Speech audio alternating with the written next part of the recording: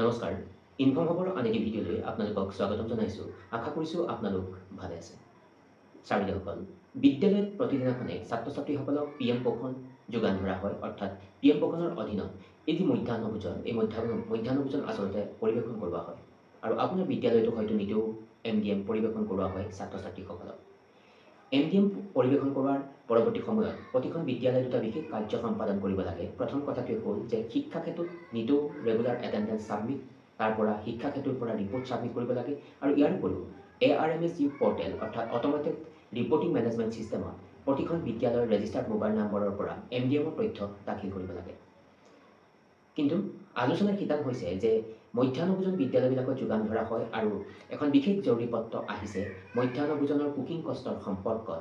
এইখনেই সেইখন পত্ৰ আৰু এই পত্ৰখনতে বহু কিছুমান গুৰুত্বপূৰ্ণ কথা উল্লেখ কৰা আছে, অৰ্থাৎ কুকিং কষ্ট ইনক্ৰিজৰ সম্পৰ্কত।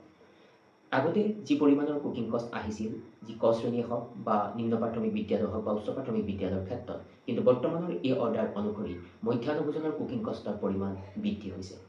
ইতিমধ্যে দেখুওৱা এই পত্ৰখনত থকা মূল কথাখিনিয়ে হ'ল যে বাল ভাতিকা আৰু ক শ্ৰেণীৰ কাৰণে মধ্যাহ্ন ভোজনৰ কুকিং কষ্টৰ পৰিমাণ প্ৰতিটো ছাত্ৰ বা ছাত্ৰীৰ বিপৰীতে 6.78 টকালৈ বৃদ্ধি কৰা হৈছে। ইয়াৰ উপৰিও উচ্চ প্ৰাথমিক বিদ্যালয়ৰ ক্ষেত্ৰত বা ছাত্ৰ ছাত্ৰীসকলৰ কাৰণে নিতৌ কুকিং কষ্টৰ পৰিমাণ 10.17 টকালৈ বৃদ্ধি কৰা হৈছে।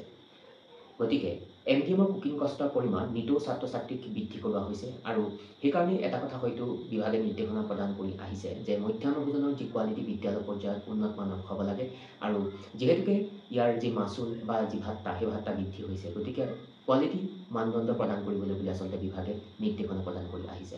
আৰু এইখিনিতে এটা কথা ক'ব বিচাৰিম, এই যি নতুন নিৰিখ, এই নিৰিখ মে' মাহৰ 1 তাৰিখৰ পৰাই আচলতে কাৰ্যকৰী হৈছে আৰু প্ৰতিখন বিদ্যালয়ে মে'ৰ 1 তাৰিখৰ পৰা এই নতুন নিৰিখত মধ্যাহ্ন ভোজনৰ টকা প্ৰতিদিনে প্ৰতিজন ছাত্ৰ ছাত্ৰীৰ বিপৰীতে পাবলৈ সক্ষম হৈছে।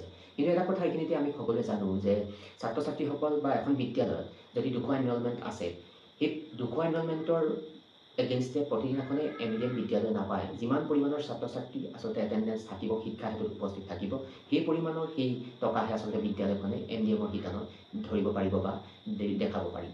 বিষয়টো অতি গুৰুত্বপূৰ্ণ, যিহেতু বিদ্যালয় শিক্ষাত নিতৌ মধ্যাহ্ন ভোজন পৰিৱেশন কৰোৱা হৈ আছে আৰু এই কাৰ্য আচলতে মে'ৰ 1 তাৰিখৰ পৰাই চলি আছে। তথাপি বিষয়টোৰ গুৰুত্ব বুজি অকণমান কথাখিনি অৱগত কৰাবলৈ প্ৰয়াস কৰিলোঁ। আশা কৰিছোঁ আজিৰ এই আলোচ্য শিতানে আপোনালোকক উপকৃত কৰিব। সকলো ভালে থাকিব। পুনৰ লগ পোৱাৰ প্ৰতিশ্ৰুতিৰে সকলোকে শ্ৰদ্ধা জনাই সামৰিছোঁ। নমস্কাৰ।